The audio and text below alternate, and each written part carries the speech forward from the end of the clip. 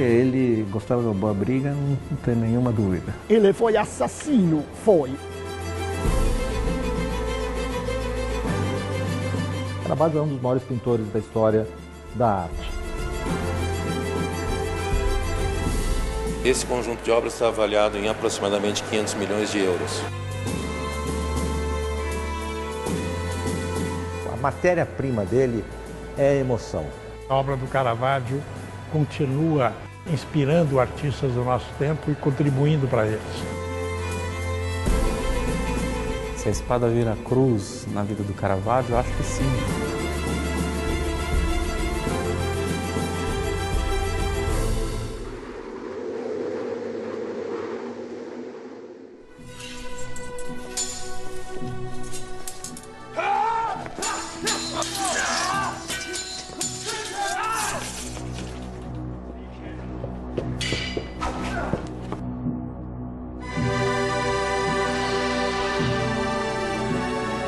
Bom, que o Caravaggio não fosse uma pessoa fácil, isso é evidente não apenas pelos relatos da época, como pelos boletins de polícia, né, que ele tem vários que ainda existem. Tinha também um certo orgulho, que é típico um pouco do começo do século XVII, do orgulho da sua posição social, um homem que veio de uma situação muito baixa, né?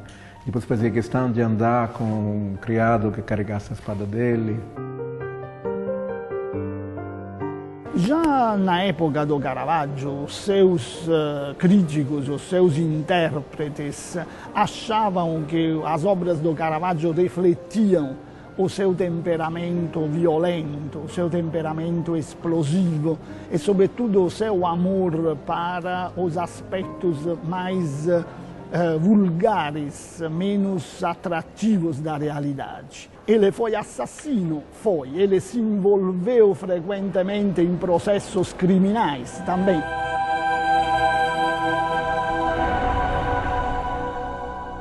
A gente sabe justamente que ele acabou sendo condenado à morte por causa de um assassinato por motivos de jogo, não é? Por motivos de honra e de jogo.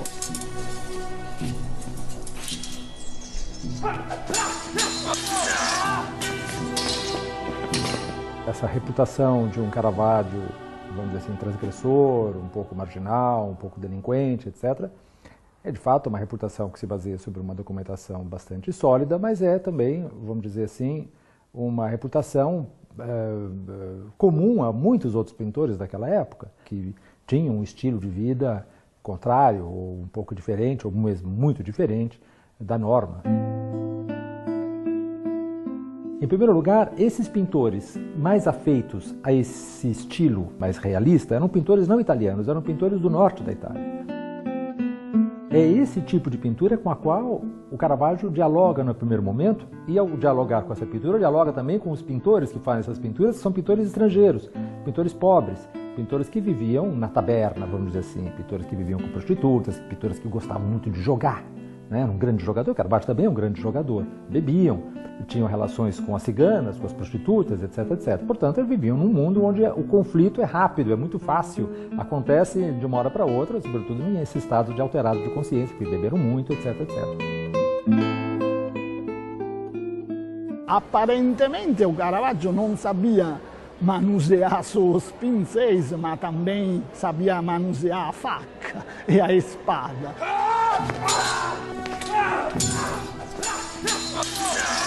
Agora, passar essa personalidade como justificativa dessa poética é já mais complicado, né? Porque Caravaggio é um pintor extremamente consciente, um pintor que revê, digamos, através da sua tradição lombarda, de Milão, a pintura vêneta, é um pintor muito culto, na verdade.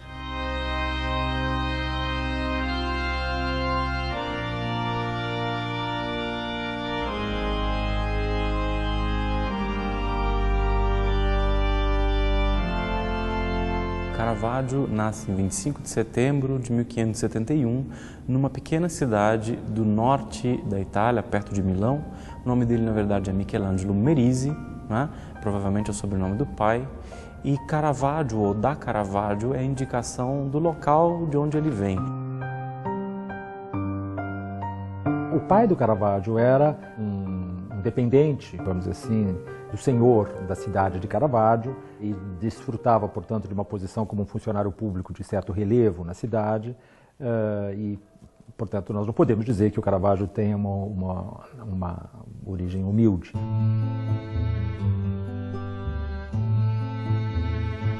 Então, Caravaggio é enviado, né, bastante jovem, a gente pode pensar por volta dos seus 12, 14 anos, para estudar em Milão, com esse artista chamado, então, Peterzano, né, e é muito possível que esse Peterzano tenha sido um aluno de pintores de Veneza, sobretudo ele se gabava, aparentemente, de ter sido aluno de Tiziano, né, e pode ter apresentado Caravaggio a esse círculo de pintores ou essa cultura visual que vinha de Veneza.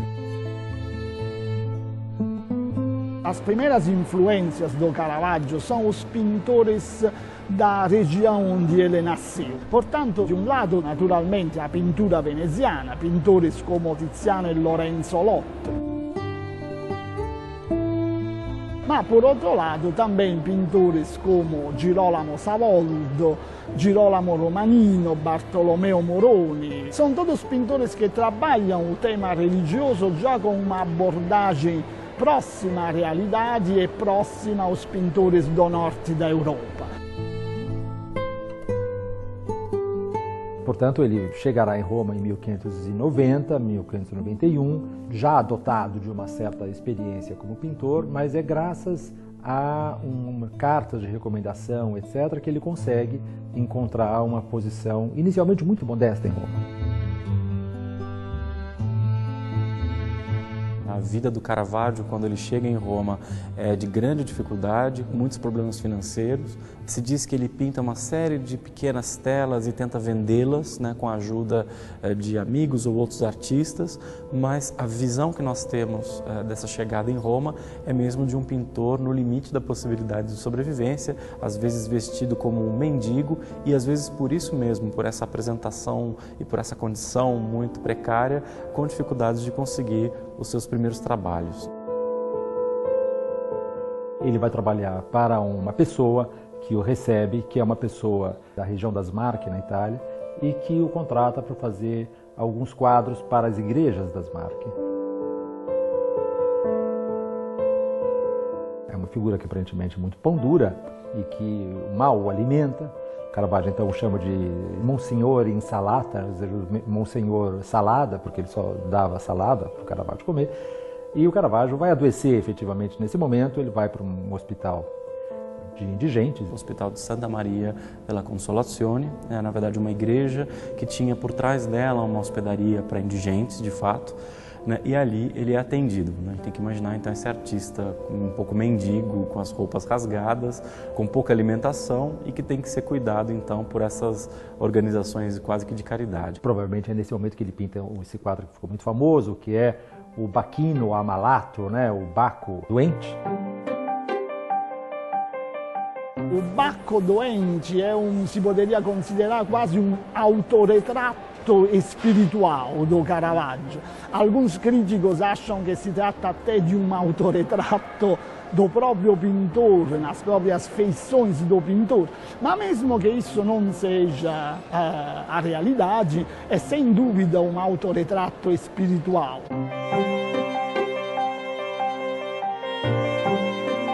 Esse período de chegada em Roma se reflete um pouco nas pinturas desse momento e o Bacco doente acaba se transformando num tipo de emblema, um retrato ao contrário, um retrato que não cria o mérito, mas mostra a dificuldade do artista durante essa chegada aí difícil num grande centro de produção artística que era Roma de então.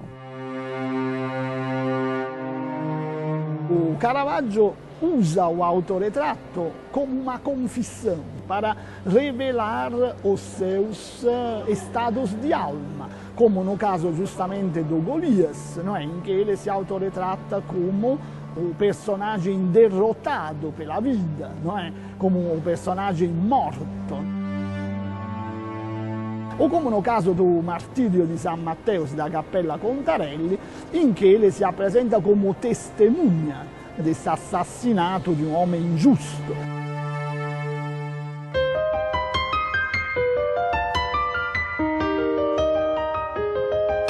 A partir mais ou menos de 1595, ou seja, lá pelos 24 anos, né, a situação do Caravaggio em Roma começa a se alterar, ele começa a vender mais quadros, aparentemente aí um personagem chamado Mestre Valentino, que escoava ou vendia quadros também em ambientes importantes de Roma, como por exemplo a Igreja de São Luís dos Franceses, e aparentemente através, né, do intermédio desse Mestre Valentino, ele chega a personagens importantes, como por exemplo o cardeal Francesco del Monte.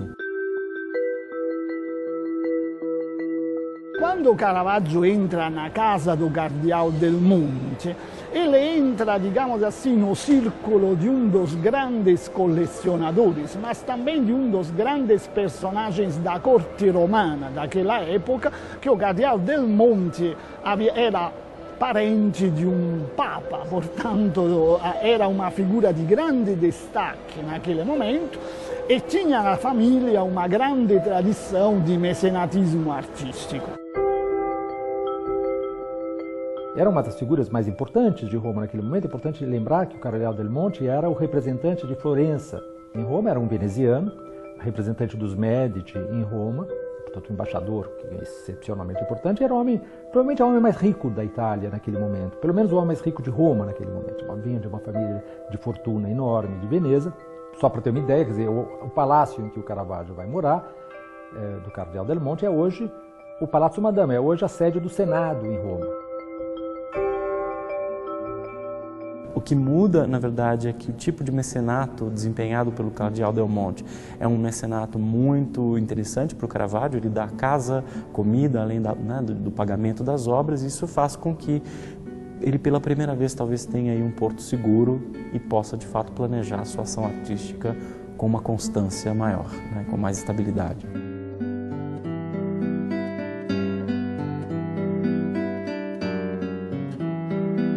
Por outro lado, o Cardeal del Monte promove o Caravaggio, intui a genialidade, o talento desse pintor.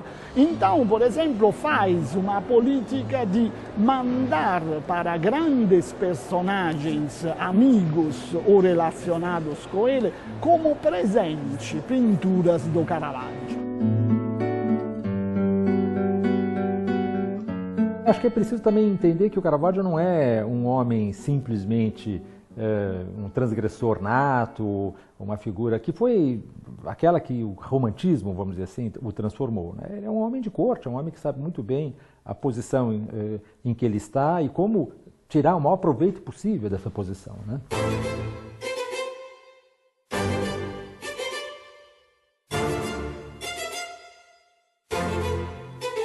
Eu acho que ele é um personagem que é fascinante pelo desenho biográfico que ele oferece e pela qualidade da pintura que ele nos apresenta. É um artista especialmente atual, né? Um artista que ainda tem muito a dizer, não apenas na área de arte, mas na fotografia, no cinema, enfim, tem todos esses desdobramentos. Se trata efetivamente de um dos maiores pintores da história da arte, como nós todos hoje sabemos, e esse, a meu ver, é uma condição que nunca mais vai ser contestada.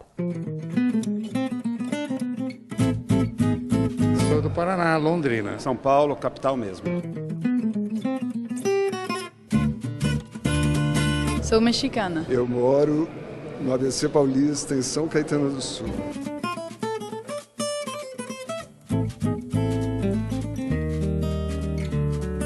Caravaggio nos transforma, assim, ele nos leva à realidade dele.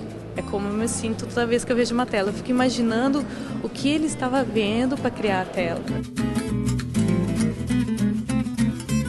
A dualidade humana, a ambivalência humana, a bondade e a maldade, o belo e o feio estão fartamente demonstrados nas pinturas dele. Genial, porque ele transcende tudo que a gente já tinha conseguido ler sobre ele. Eu imagino que ele tinha vontade, na verdade, de fazer cinema e fotografia, embora essas técnicas não existissem, né?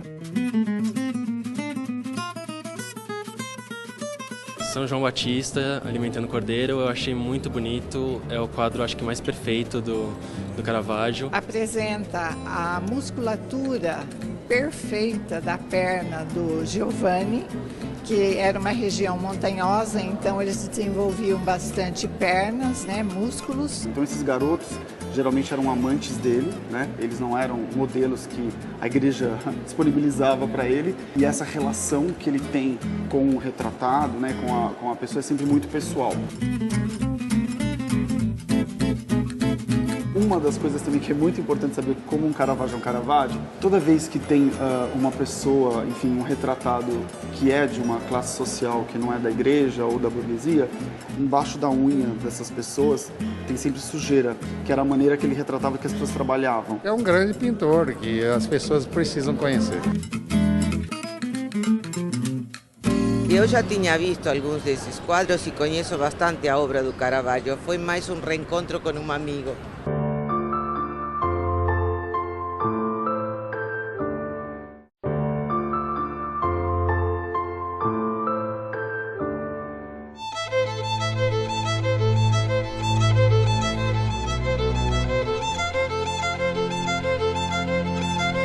Qualquer exposição do Caravaggio tem uma dimensão muito importante. São raras as exposições e tendem a ficar cada vez mais raras, na medida em que o Estado italiano está cada vez mais tentando manter essas obras sem circular por outros países. Foram 3 anos desde o início do planejamento, desde os primeiros contatos com o Ministério, e exatamente por se tratar de Caravaggio, as exigências são muito maiores do que outros artistas, por um motivo muito simples. Existem cerca de 60 obras de Caravaggio no mundo. Não é raro as exposições apresentarem 1, 2 obras do Caravaggio. Foi o que aconteceu no Brasil. Não é a primeira vez que Caravaggio vem ao Brasil, mas é raro. Ele esteve no Brasil, representado numa exposição maravilhosa, em 1954, na comemoração do 4º centenário de São Paulo.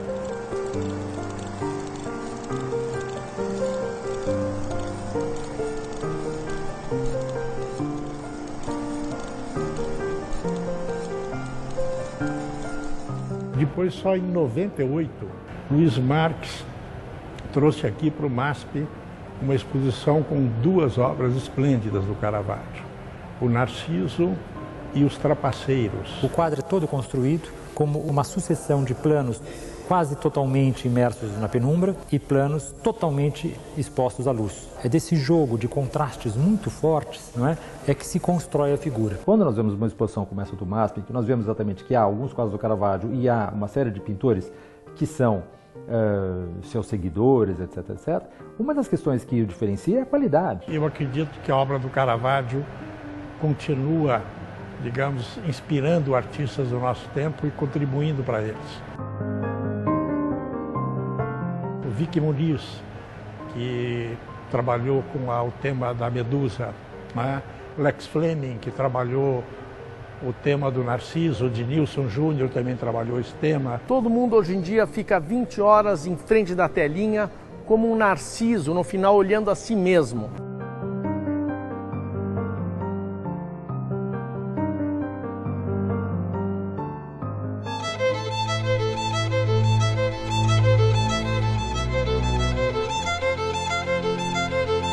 Esse conjunto de obras está avaliado em aproximadamente 500 milhões de euros.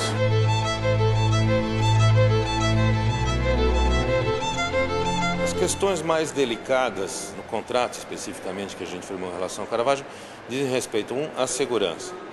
Eles querem segurança absoluta, e isso inclui uma determinação do número de vigilantes circulando, como vai ser a segurança diurna, como vai ser a segurança noturna. Em alguns casos, como na Medusa, a colocação de um vidro frontal para proteger a obra. A obra chega junto com um laudo. Esse laudo é um relatóriozinho do estado de conservação da obra, ou seja, todos os problemas que a obra tinha, uma perda, um verniz amarelecido, um retoque alterado. A gente confere todos esses detalhes para ver se não houve nenhum dano durante o transporte.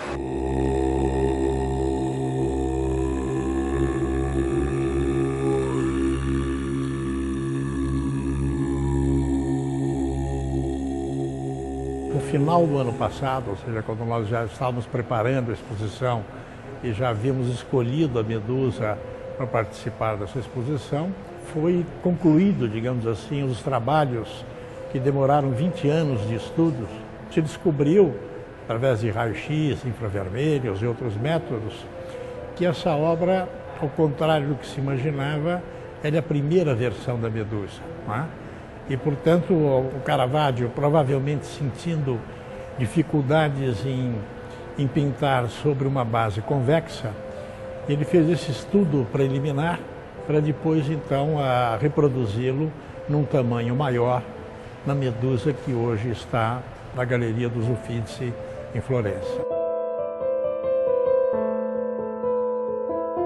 Então, nesse sentido, realmente a gente ter a oportunidade de expô-la pela primeira vez, já reconhecida como Caravaggio, é a primeira exposição da qual ela participa. La Medusa Murtola, la prima Medusa di Caravaggio, appartiene alla mia famiglia da circa 30 anni e negli ultimi 20 anni mio padre ha fatto molte ricerche portando il dipinto dai massimi esperti di Caravaggio, Sir Denis Mahon, Lamina Gregori, Marino Marini, e anche attraverso molte analisi scientifiche fatte dall'ingegner Seracini abbiamo potuto attestare la sua autenticità come la prima Medusa di Caravaggio. Mio padre ha iniziato ad avere delle serie opinioni riguardo la sua autenticità verso il 95-96. L'attestato finale è arrivato da parte del governo italiano, del Ministero, nel 2009.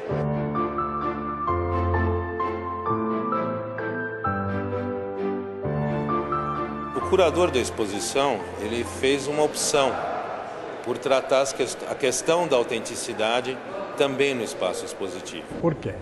Porque essa exposição traz justamente o questionamento, a discussão atual no mundo da história da arte, no mundo da crítica da arte, sobre Caravaggio. É muito tênue a linha entre um Caravaggio atribuído a Caravaggio e de Caravaggio. São 3 pontos que têm que ser cumpridos: a análise técnica, científica, a concordância dos especialistas e algum tipo de documentação, algum tipo de referência histórica.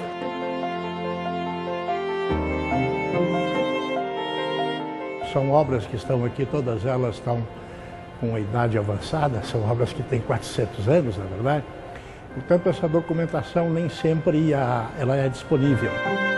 Às vezes o quadro é nitidamente um Caravaggio, mas não tem essa referência histórica colocada em lugar nenhum. Então ele não pode ser definitivamente considerado Caravaggio. Então, muitas vezes, à luz dessas experiências, unidas com fatores de documento e de análise crítica, acabam alterando certas atribuições. É um dos aspectos mais interessantes dessa exposição. Eu acho que o Caravaggio é a emoção pela forma, é a emoção revelada na luz e oculta na sombra. É o que aqueles personagens que ele representa estão sentindo e estão refletindo. Isso é o que é o mais forte dele. Ele trouxe pessoas de verdade para as telas. Ele fez, na época, o que séculos depois o Pasolini faria no cinema. O Pasolini deu o mesmo passo de chamar as pessoas comuns, né? As pessoas que têm a fisionomia normal, pessoas do povo, para atuar nos seus filmes. O Caravaggio fez isso nas suas telas.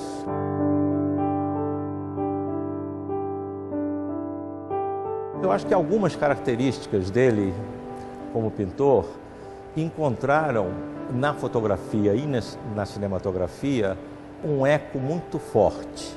Ele não tem o cânone da figura voltada para a luz. Estou voltado para a luz. Muitos dos quadros importantes dele, a pessoa está voltada de costas para a luz e ele usa uns artifícios maravilhosos. Ele faz, às vezes, uma iluminação rebatida na roupa ou na pele do personagem que está em frente a esse personagem. Então a luz passa por ele, é uma luz definitora de forma, né? Mas o rosto é iluminado por uma luz que volta.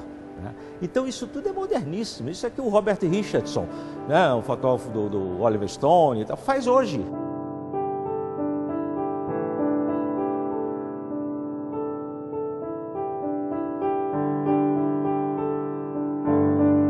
Se nós pensarmos do ponto de vista filosófico, havia um antropocentrismo fundamental no humanismo dos séculos XV e XVI que fazia com que tudo se resumisse à figura humana. Basta se pensar, por exemplo, no Michelangelo.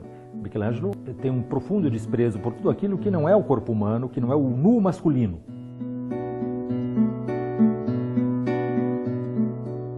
Caravaggio vai fazer com que essa hierarquia se dissolva e dê lugar a um tipo de síntese nova do que é o visível, no qual não se trata mais da linha definitória do corpo humano, o motor, vamos dizer, da representação, mas é a luz. A luz é o elemento mais importante dos quadros do Caravaggio. A gente sabe que ele trabalha frequentemente com iluminação artificial, isto é, iluminando os seus modelos através de luz, da colocação de fontes de luz que ajudam a criar a composição do quadro.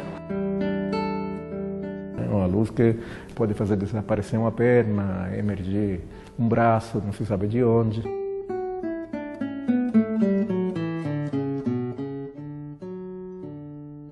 Então não é mais pintar os corpos através da reação à luz, mas quase pintar a luz na sua ação sobre os corpos, né? Que também é quase literalmente o que a fotografia é, né?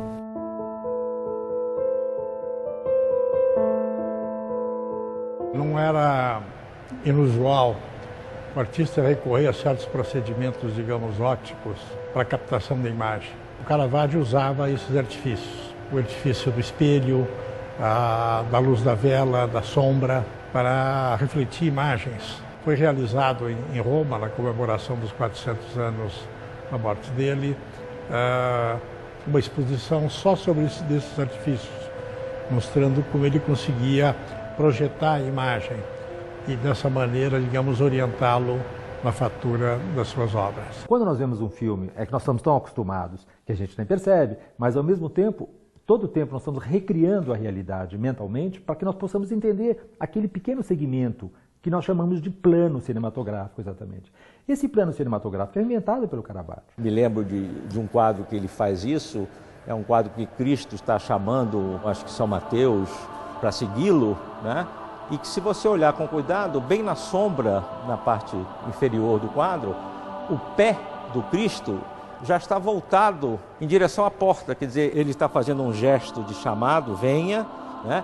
Mas ele tem tanta certeza que ele vai vir, que ele já está se preparando para sair. Isso é uma coisa de fotógrafo, isso é uma coisa que Cartier-Bresson, em alguns momentos, consegue antecipar na foto o que vai vir depois da foto.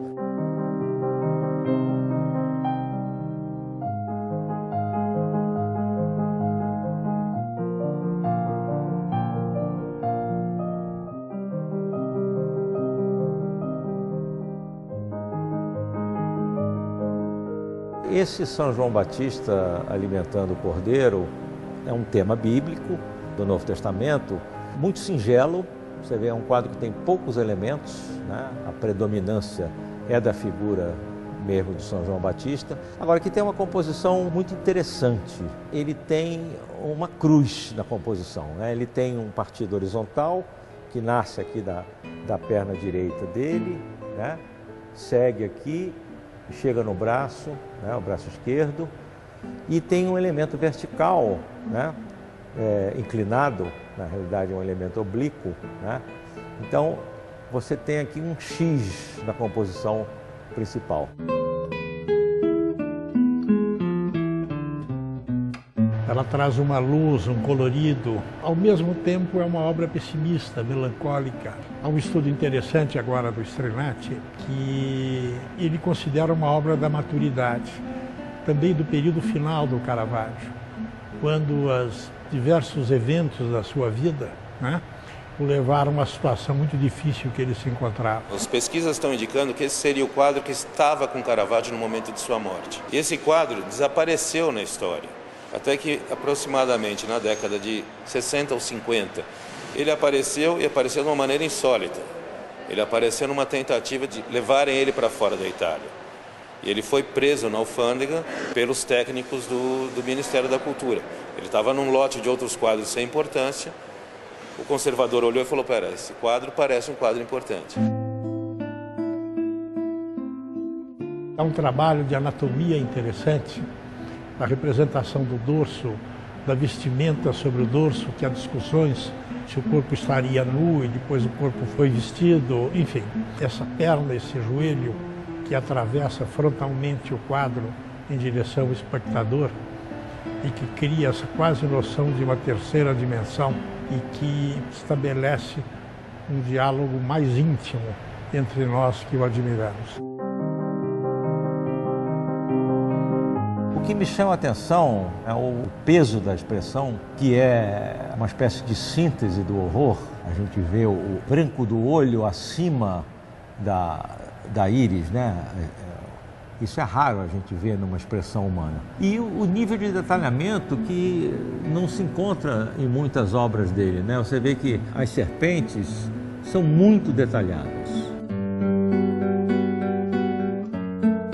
A Medusa é um quadro muito atípico, primeiro porque é um quadro pintado sobre um escudo, né? Que era justamente a reprodução do escudo de Perseu, que teria a cabeça de Medusa pendurada na frente. Mas evidentemente ele também é uma metáfora da pintura do Caravaggio, né? Porque é a pintura que congela a realidade, que reproduz e a transforma em algo imóvel, portanto eterniza, mas eterniza exatamente como está. É de fato uma metáfora do clique fotográfico, se quiser. Não diria que ele tem uma obsessão particular em relação à morte. Agora, ele possui sim uma maneira particular de representar a morte, porque justamente ele não tem medo de representar os aspectos desagradáveis do ponto de vista físico da representação da morte, o que era um tabu para a sociedade da época e que deveria ser justamente pensado como algo chocante. Ela olha para fora do quadro, isso é uma coisa interessante também. Seria muito óbvio se ele fizesse o olhar direto, caindo no espectador, teria um outro significado. O fato de o olhar dela estar se dirigindo para alguma coisa que está fora de cena muda totalmente o significado. Assim tem muito mais mistério, quer dizer, o que será que está causando esse horror todo?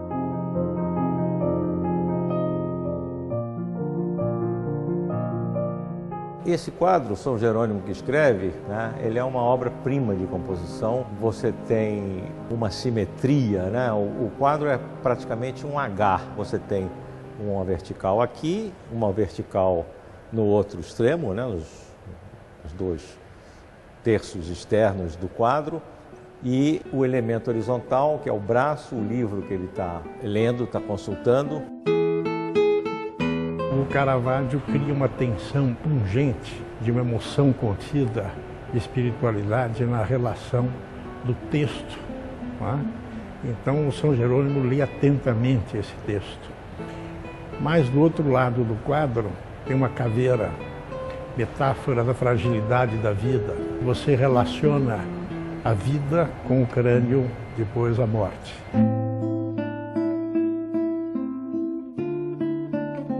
Ele usa a cor aqui muito como moldura também. O São Jerônimo está envolto no manto vermelho e ele faz um truque fantástico aqui, que é colocar um pedaço do manto por trás do braço dele. Ele consegue dar um destaque especial ali no braço, colocando um pedacinho de vermelho. Sem dúvida nenhuma é uma obra indiscutível do Caravaggio, está em todos os compêndios do grande mestre. E nessa exposição ela abre, porque é sem dúvida a obra mais importante.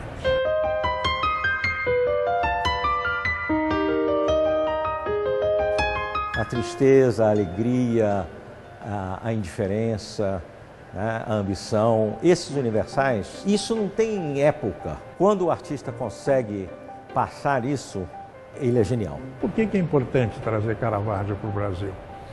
Porque nas coleções italianas brasileiras públicas, e nós temos coleções maravilhosas, tanto no MASP como no Museu Nacional de Belas Artes do Rio de Janeiro, entretanto não temos a representação de obras caravagistas. De maneira que essa é uma oportunidade de ver um artista que tem tamanha relevância nos tempos contemporâneos. Por isso que vai encher essa exposição, por isso que as pessoas vão sair falando, por isso que as pessoas vão entrar na internet para ver mais obra dele. Isso daqui a mais de 1000 anos, se a gente tiver aqui, vão olhar e vão dizer, olha, ele Tá aí, ó. Sou do norte do Paraná, uma cidade chamada Rolândia. De São Paulo, da França. Nunca imaginei ver algo tão nítido, tão real, tão impressionante mesmo. Eu gosto de desenhar bastante e quando eu comecei a ver as obras dele eu fiquei muito impressionado. Me deu mais ânimo para continuar desenhando e me esforçar cada vez mais.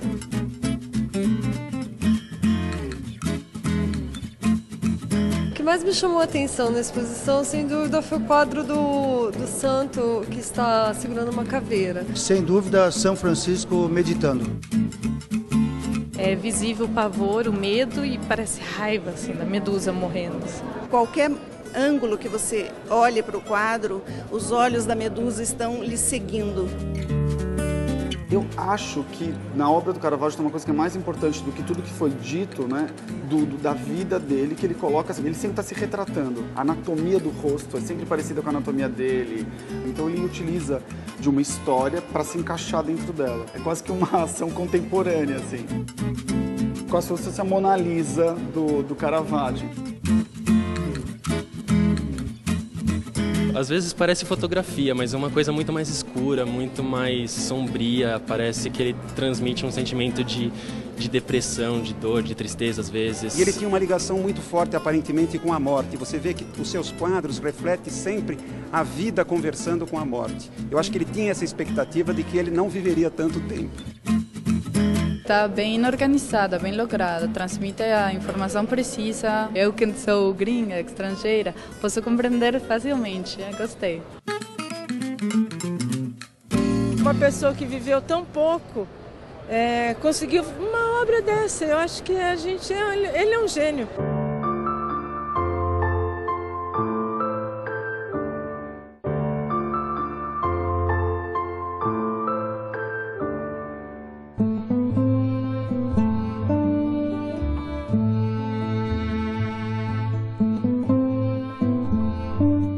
Grande encomenda pública do Caravaggio, essa obra que define talvez o prestígio dele em Roma, é a chamada Capella Contarelli, que fica na igreja de São Luís dos Franceses e que nós imaginamos tenha chegado ao Caravaggio através das relações que ele estabelece com o cardeal Del Monte.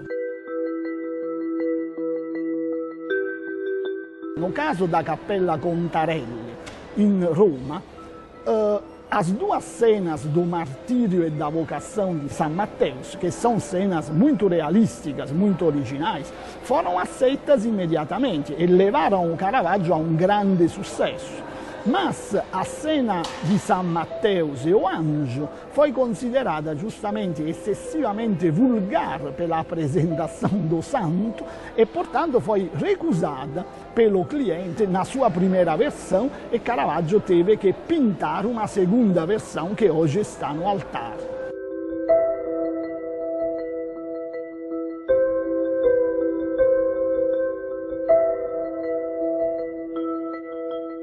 Ele não trabalha diretamente com desenhos, não faz desenhos preparatórios, mas ele, em geral, pinta, pelo que sabemos, diretamente na tela, esboça na tela diretamente os personagens e depois vai acabando o quadro. Para fazer isso, ele precisa de ter na frente um modelo. Portanto, as figuras que compunham personagens bíblicos ou outras cenas, elas eram figuras que existiam no seu tempo e que ele as retratava com a verossimilhança. Agora, quem eram os modelos do Caravaggio? Justamente, pelo que sabemos, eram personagens do submundo romano, homens e mulheres com quem ele se relacionava, justamente às vezes amantes dele, às vezes figuras assim que ele frequentava como jogador, como homem de armas. Tem um caso típico que é a Madonna de Loreto, que está em Santo Agostinho, que dizem todos os comentadores desde a época que essa Madonna modelo era uma tal de Helena, que era uma mulher de que Caravaggio era próximo, uma vez foi para a cadeia também por causa de uma briga sobre essa mulher. Essa Lena, segundo o relato de polícia, era a Lena que está de pé em Praça Navona. O que significa estar de pé em Praça Navona? Não parece uma profissão muito honesta. Agora, a igreja está a 100 metros de Praça Navona. Você imagina o choque, né, de encontrar a Lena como Madonna de Loreto, quando ela ainda estava, né, viva e ainda circulava pelo bairro. De um lado há uma escolha ideológica, no sentido que a representação religiosa é realizada contraddizendo esta ideia de uma escolha dos modelos feitas conforme a conveniência do tema e, portanto, de uma seleção a partir da realidade. Por outro lado, naturalmente, era mais fácil encontrar os modelos na rua, nas pessoas comuns.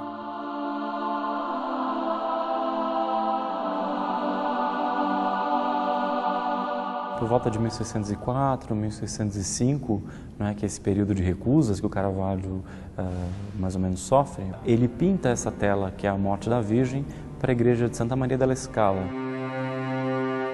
A obra foi recusada justamente por vários motivos. Caravaggio escolheu de fazer uma representação chocante, cioè a Nossa Senhora morta, representada como cadáver de uma mulher afogada. Se diz que ele utilizou como modelo talvez até uma prostituta. Então, de fato, se vê pedaços do corpo exibidas, os braços, as pernas, aquilo tudo causa uma impressão muito forte, como havia causado também a primeira versão de São Mateus para São Luís dos franceses. O quadro foi, porém, mesmo sendo tão criticado, foi merecedor de ser comprado pelo Rubens, um grande pintor, para o rei da França. E hoje o quadro está em Paris. É muito curioso, é um duplo período em que, por um lado, ele se aproxima, talvez, do máximo da sua capacidade de expressão, mas não tem a acolhida que espera, né? Enfim, não tem uma acolhida à altura da pintura que ele está produzindo nesse momento.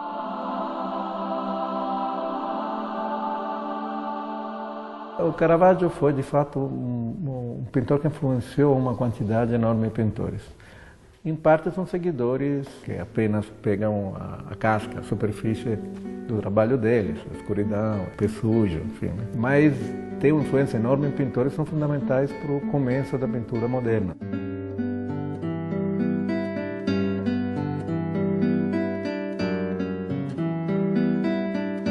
Rubens foi o pintor que descobriu Caravaggio em Roma. Depois, através de Rubens, foi Velázquez.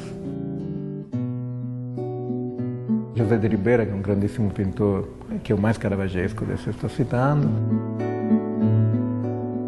Esse caravagismo que decorre da obra dele tem uma importância grande até para você ver de que forma a informação original se perde.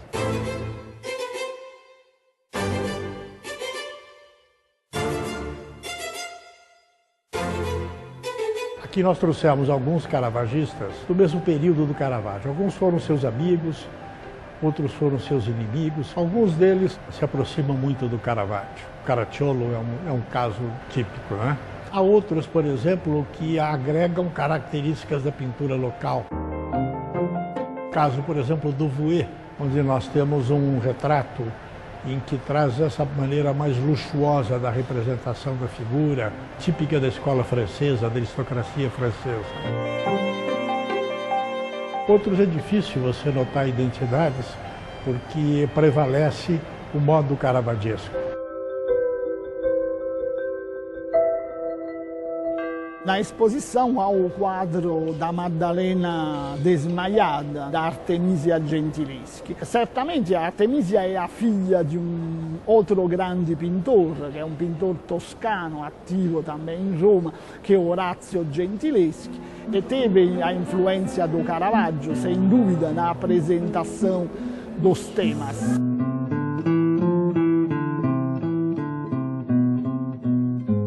Mas a pintura da Artemisia não é só feita de elementos caravaggianos, ela assimila também elementos da escola bolognesa, ela assimila outras influências na estada em Roma ou em Florença.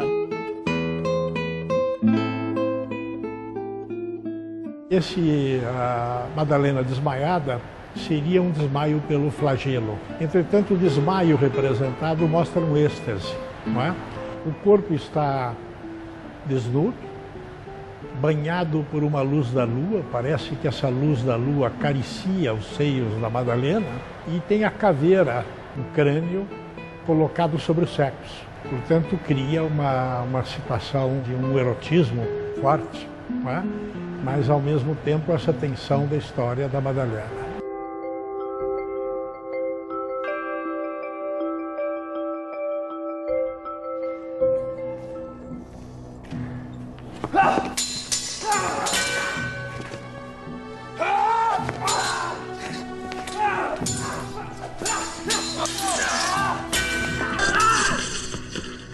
O assassinato do Ranuccio Tommasoni pelo Caravaggio acontece em 29 de maio de 1606, numa região que é o Campo Marzo, próximo à Embaixada da Toscana em Roma, durante uma partida do que a gente entenderia hoje como um jogo de tênis, né? Um jogo de bola e raquete.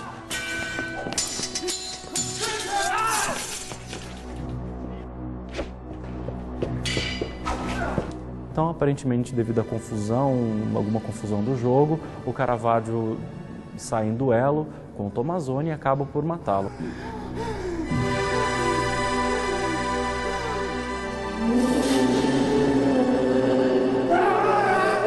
Mas muito provavelmente isso tem raízes mais profundas ou dívidas de jogo. Se fala às vezes também em disputa ligadas a mulheres, né? Mas também pode ser que seja uma disputa política, lembrando que o Tommasoni é na verdade ligado a um grupo pró-espanhol que vive em Roma, enquanto que o Caravaggio, a gente lembra, é mais próximo dos franceses via o Cardeal Del Monte. De todo modo é um episódio pivotal, um episódio que faz girar toda a vida do Caravaggio a partir de então.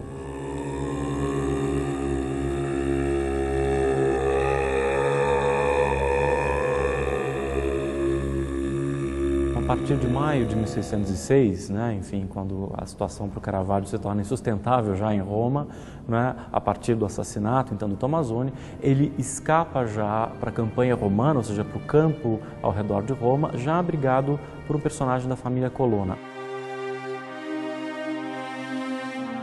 Ali ele continua a pintar até que de fato se transfere a Nápoles, onde ele permanece por cerca de quase 2 anos, né, se transferindo aí para Malta, né. Então entre 1607 e 1608 nós temos esse entrecho em que ele pleiteia a sua posição como cavaleiro.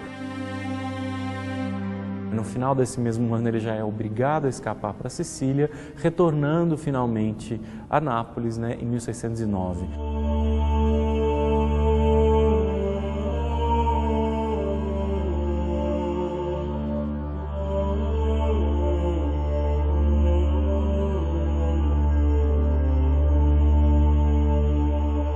A saída de Nápoles em direção a Roma do Caravaggio tem a ver com a expectativa que ele tem, né, de ser finalmente absolvido. Ele está em Nápoles apoiado por uma família importante, que é a família Colonna, mas chega também a notícia de que um cardeal Gonzaga, né, o ajuda, vamos dizer, intercede por ele junto ao Papa, né, e além disso, a gente precisa lembrar que o Caravaggio tinha mantido relações com personagens também muito importantes, como era o caso do cardeal Scipione Borghese.